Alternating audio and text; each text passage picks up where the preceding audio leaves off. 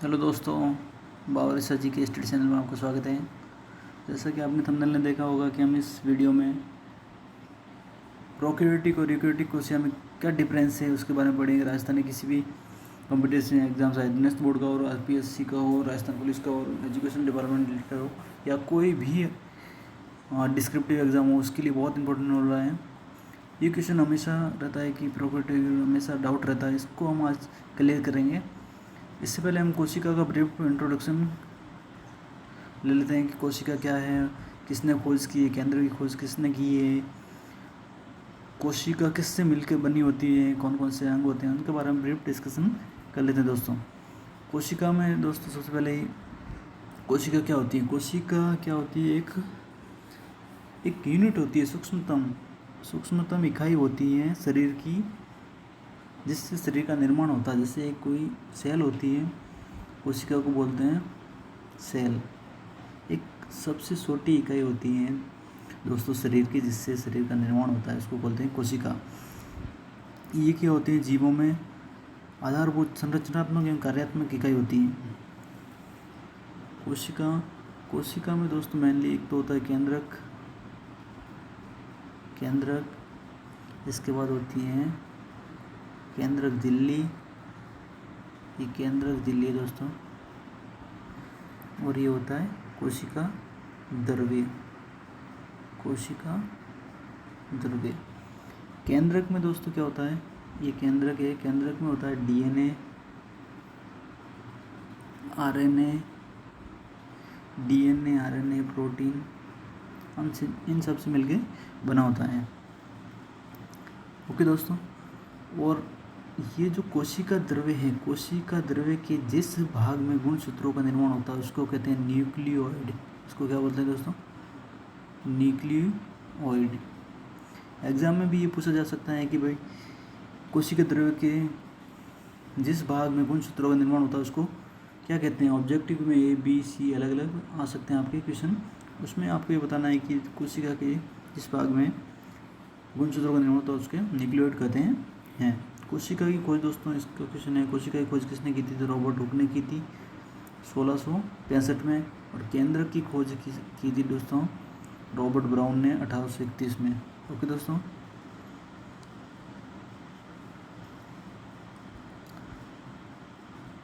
चलो दोस्तों, नेक्स्ट अपना मेन टॉपिक है वो है प्रोक्योरेटिक कोशिका और यूकेरियोटिक कोशिका में क्या डिफरेंस है मेन।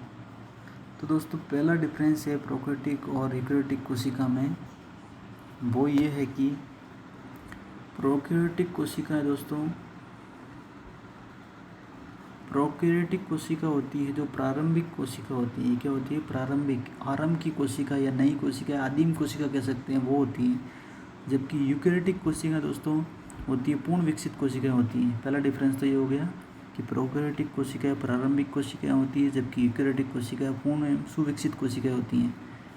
प्रोक्योरेटिक कोशिकाएं सरल रचना होती है, इनकी क्या होती है, सरल रचना वाली होती है, जबकि यूकेरियोटिक कोशिकाएं होती है जो पूर्ण विकसित होती हैं। क्या होती हैं, पूर्ण विकसित कोशिकाएं होती है। ये हो गया दूसरा डिफरेंस। तीसरा डिफरेंस ये होता है प्रोक्योरेटिक कोशिका अविकसित केंद्रक होता है। इसमें केंद्रक तो होता है लेकिन अविकसित होता है।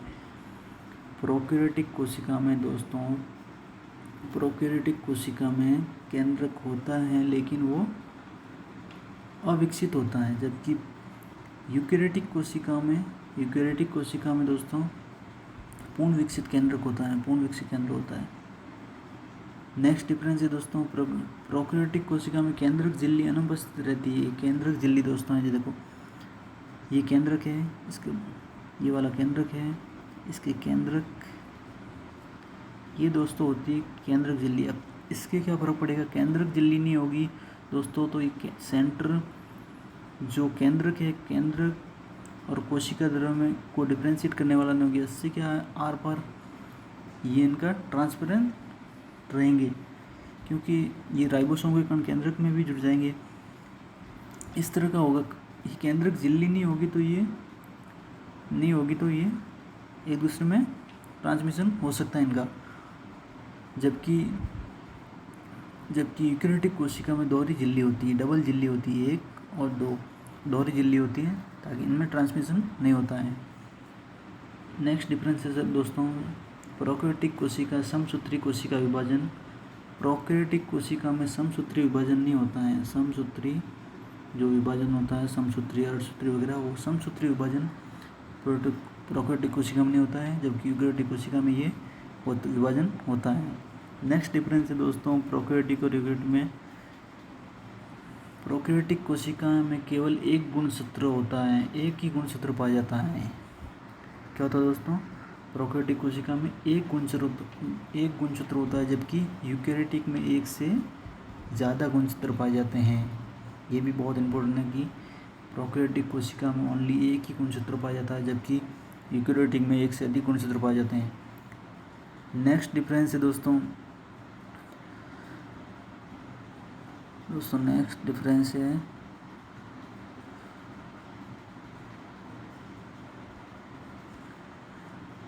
नेक्स्ट जो डिफरेंस है दोस्तों इसमें वो ये है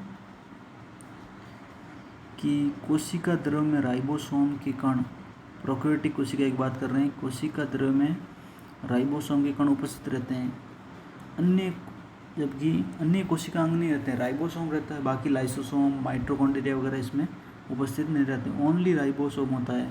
प्रोकैरियोटिक में ओनली राइबोसोम होता है, जबकि यूकेरियोटिक में अन्य अंग जैसे कि लाइसोसोम, गोल्जी तंत्र, हरितलवक, माइटोकॉन्ड्रिया ये सभी रहते हैं यूकेरियोटिक में। एक बार वापस से रिवीजन कर देते हैं दोस्तों, वापस से रिवीजन कर लेते हैं इन सब का डिफरेंस। एक बार वापस से रिवीजन कर देते हैं फर्स्ट से।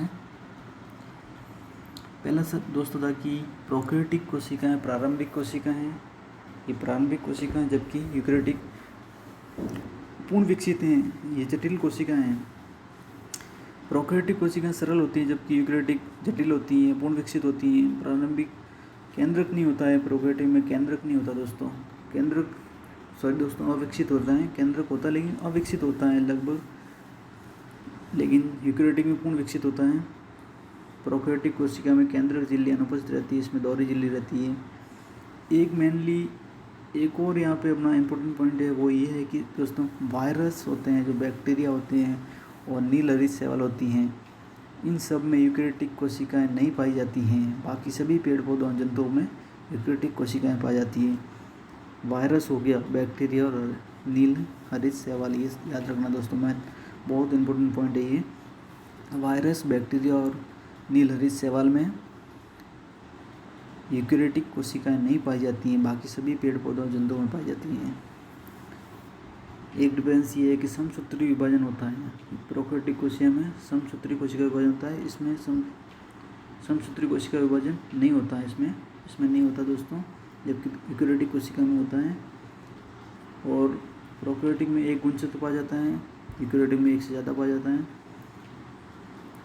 इसके अलावा लास्ट ये है कि इसमें राइबोसोम होता है। प्रोकैरियोटिक में क्या होता है दोस्तों? राइबोसोम, ओनली एक ही अंग होता है, वो राइबोसोम। कोशिकांग एक ही होता है, राइबोसोम, बाकी नहीं होते हैं। बाकी सब इसमें होते हैं, चाहे लाइसोसोम हो, माइटोकॉन्ड्रिया हो, गोल्जी तंत्र हो, ये सभी यूकेरियोटिक में होते हैं।